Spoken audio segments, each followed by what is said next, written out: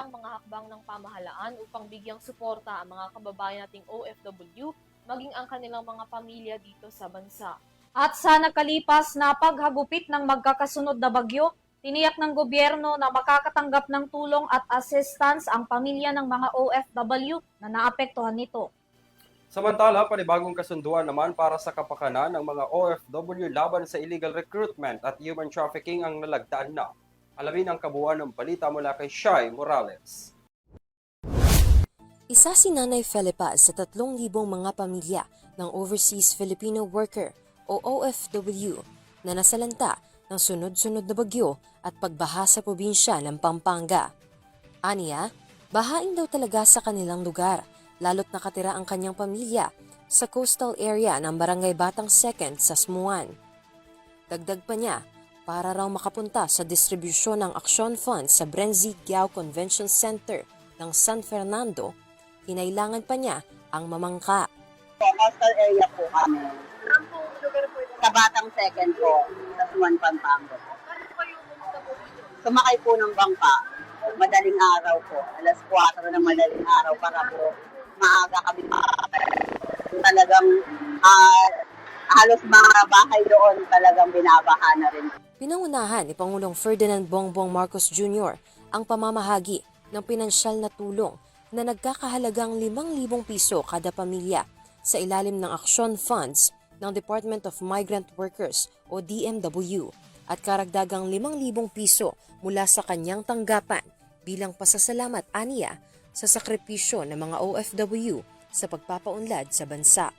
Bilang tugon sa matinding pinsala ng mga nagdaang habagat at bagyo, magbibigay ang Department of Migrant Workers ng tulong sa pamamagitan nitong Action Fund. 3,000 benepisyaryo mula sa mga apektadong lugar sa Pampanga ang makakatanggap ng tig-5,000 piso bawat isa bilang tulong sa inyo. At dahil sadyang malapit kayo sa puso ko, ang tanggapan ng Pangulo ay magbibigay din ng karagdagang tig-5,000 piso para na tulong sa inyo. Katuwang din ng Pangulo sa distribusyon sina Migrant Workers Secretary Hans Leo J. Cacdac, Pampanga Governor Lilia G. Paneda, Technical Educational and Skills Development Authority o TESDA Secretary Jose Francisco B. Benitez, Overseas Workers Welfare Administration o OWA, Administrator Patricia Yvonne Kaunan at mga lokal na opisyal ng pamahalaang panlalawigan ng Pampanga at Department of Labor and Employment o DOLE. Sobrang laking tulong po sa amin ito. Lalong-lalo na po ngayon sa kahirapan na may pandemic po tayo na sa bagyo. Lalong-lalo na po kami, wala pa po kami trabaho.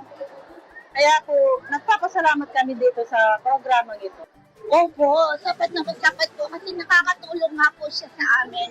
Kahit na maliit lang po ito, kapag kami po ay kumain ng ganoon na galing sa kanila, siyempre po, yung pagtanggap po namin, talagang pusang loob po, talagang feel na feel po namin.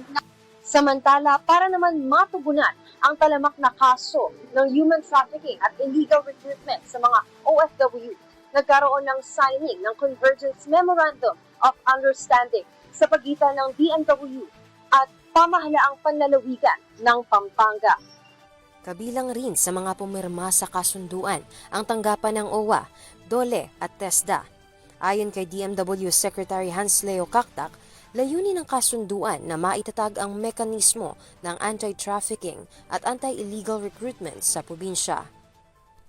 Para sa EuroTV News, ako si Shai Morales, sumasaludo sa bawat Pilipino.